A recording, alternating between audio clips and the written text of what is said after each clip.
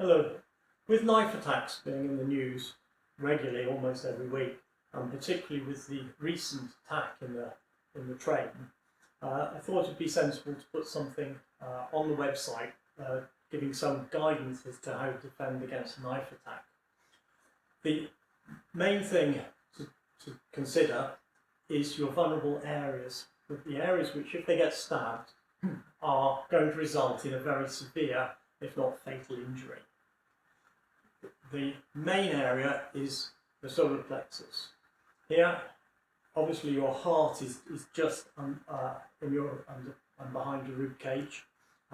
You've got your stomach here, but behind your stomach is the descending aorta, which is the main artery that goes down just in front of the spine and feeds the lower limbs and the abdomen. And you've got the returning vein, the vena cava, which brings the blood back.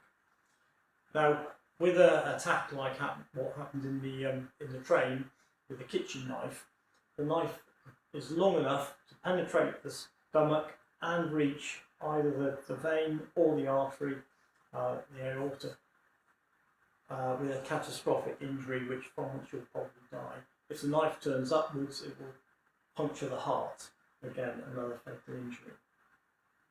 So we need to protect this area at all costs. The next most vulnerable area is your neck, where you have the carotid artery and your jugular veins, and they feed blood to the brain. After that, we've got the femoral arteries, which are the arteries which go down your legs, big arteries that are in your inguinal crease.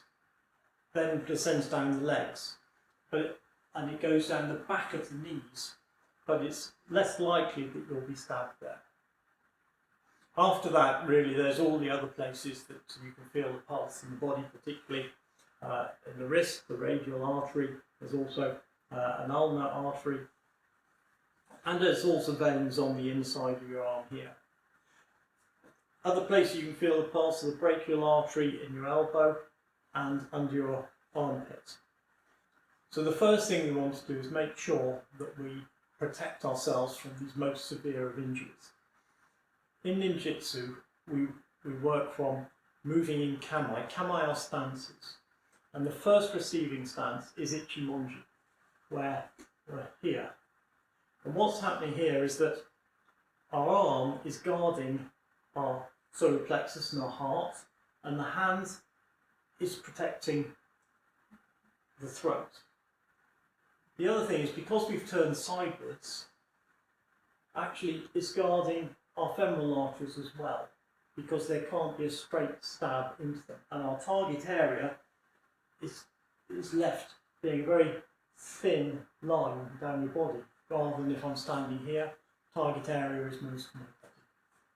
You don't want to be telling your attacker that you're a trained martial artist, but you can change this into a defensive stance, right? But having your arm across your solar plexus and your heart, it can easily come up to guard, get your carotid and your jugular, and this hand here can be turned so that you don't catch the radius or ulnar arteries. So it's important that when you're here, right, you can move both sides. The other thing with this is that your movement is largely dictated by where your feet are. So when we've got if I'm here and then the attack comes in, I can step back here because my legs are in this line. But because I'm at 45 degrees, I can also come in here. Yeah. So this arm here, I don't have to do anything fancy with it. All that's happening with it is I drop it and move out of the way. So he's got the advantage in that he knows the timing of his attack, but I counter that because I have got gravity on my side and my movement is over a very much shorter distance. The important thing is I come off the line of the attack. Okay. So that knife can lie on the floor for 1,000 years and not hurt anybody. So once we've parried it and got off the line, what we want to do is take out the person who's holding it, because it's the person who's our problem, not the knife. Too many times I think people get involved in trying to grapple for the knife, and you're going to be at the wrong end of it. So the important thing to do with this is the stab comes in here, you can guard against it here if you like, and then come straight in and take the assailant down. Okay? This can be done by anybody, doesn't matter how big you are or anything like that. The trouble with trying to stop this knife coming straight in here is that if he's bigger and stronger than me, it's still coming from my heart. Yeah? I don't want that to happen. So when it comes here, if I want to block it, I'd still be here. Then I can here. And I want him to be sustaining damage. I don't just want to sort of run away. I want to be able to actually stop him from attacking anybody else. So the important thing is here. Okay? When somebody's trying to kill you, then there's no holds barred. Obviously, training partner I don't want to injure because it would be my turn next. So nice and slowly, the stab comes in here. I can come in here. If I can take his eyes out, then nobody else is going to get stabbed. Okay? So we'll start with that. Within ninjutsu, we train with 18 different types of weapons. And what that does is it teaches us essentially to use anything that we can pick up to defend ourselves. So in an instance like, say, training tack, if somebody were reading a magazine or something like that, you'd be able to use that in a way to assist in your defence against the knife and keep you at further distance away from the attacker. The thing with a magazine or whatever is you can roll it up nice and tight. This is quite hard. It certainly is that way. Certainly wouldn't want to be jabbed in the face with something like that. So I'm going to do this really slowly just to demonstrate the principle, so that he hasn't got a straight stab at my heart. Okay? If I'm here, he can stab my heart. If I'm here, then okay, I'm still vulnerable here, but my vulnerable areas are much less. I can't get straight through. So he's coming in here, and stab straight in there. That would not be very pleasant. This really does.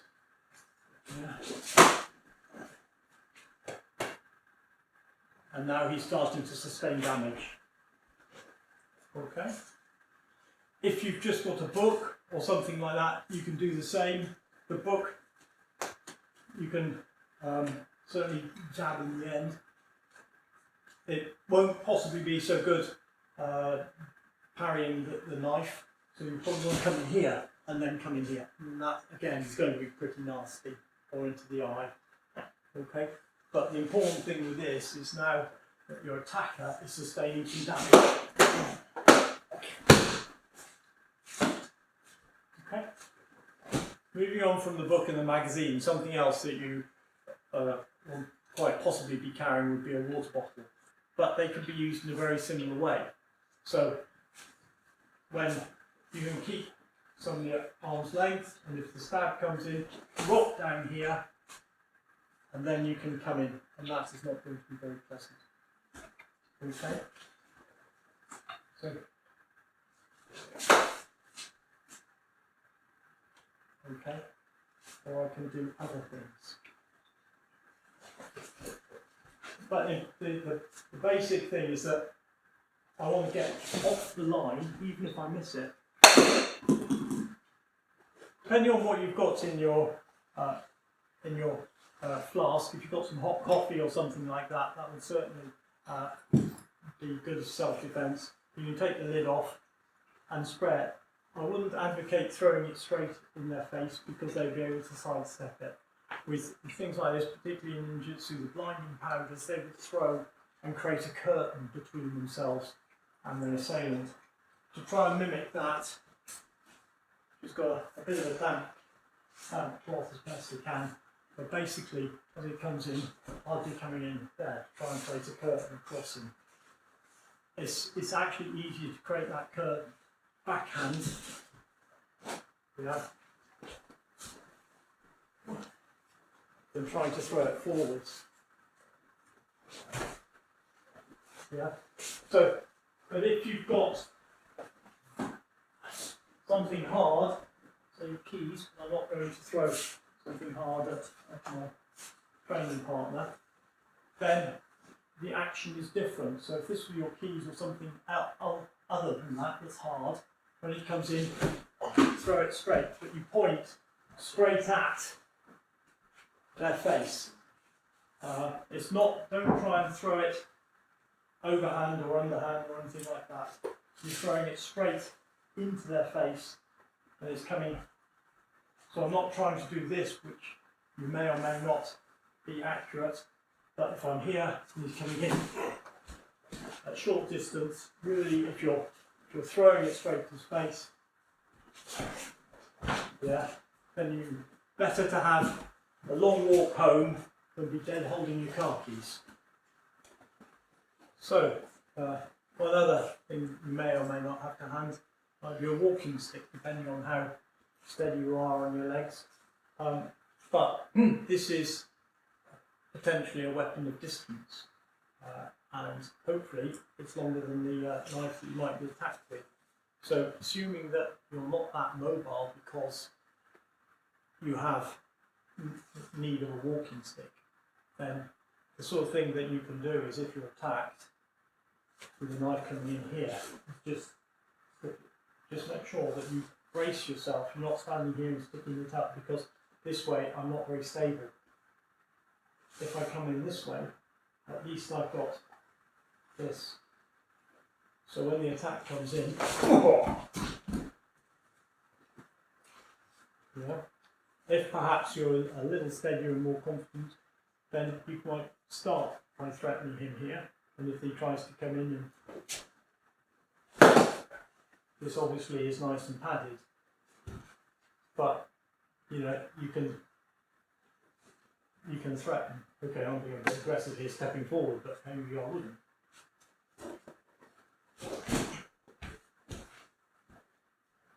Yeah.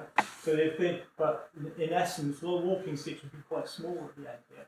So a jab in here, underneath the face, is going to keep you at arm's distance. And so, say there, you can't stab me. You can try and use his arm to get the stick out of the way. But again, if you see how again I'm using the same movement. So yes, this one you may not have the luxury of being able to run away.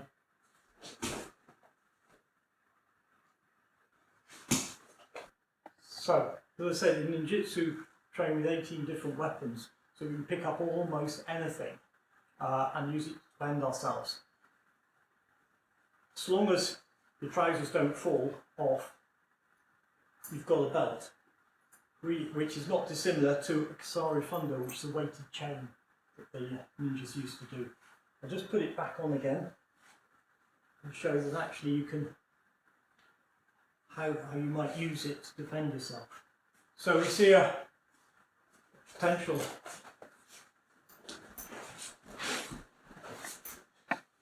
it would really not be very pleasant having a large buckle like that. But the important thing with this is you're crossing yourself here, moving your body, because if you're on a train or a coach or something like that, you have to be careful of the ceiling, but you don't want to be standing here flailing it across. You want to be moving your body so that you can do it in a tight thing back. Even if you just did that, it's going to be pretty intimidating. So it will actually keep somebody away from you while others escape. You know, if you're in a confined space, you might have a bottleneck at the door, so you might need to keep the person under control while everybody else escapes. But just keep your mind free to whatever is at hand.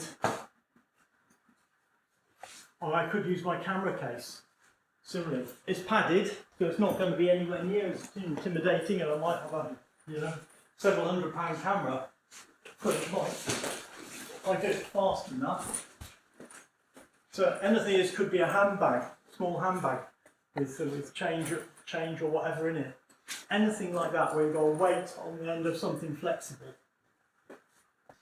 The last thing I'd like to add is that none of the things that I've shown you will come to mind if you're so frightened that you stimulate the fight or flight response. There is a third response to fear, and that's freeze. And they can affect anybody, any one of those three can affect anybody. So, but you can control your fear by controlling your breathing. In the Special Forces, they teach box breathing, which is deep abdominal breathing in the count of 4, hold your breath, the count of 4, breathe out, the count of 4, hold your breath, the count of 4. And you repeat that cycle for as long as you need. In ninjutsu, our emotion control, including control of fear, is based on tantric yoga. And this is a little bit more difficult to learn. But basically it's deep abdominal breathing in the count of 8 and then out the count of 8. The breathing has a very strong physiological feedback in that you slow and control your breathing, it will slow your heart down, which in turn will calm your mind. And if you can calm your mind, then you can think more logically. And hopefully then that will also relax you physically so you can be able to move more freely. And hopefully then that will allow you to facilitate your escape.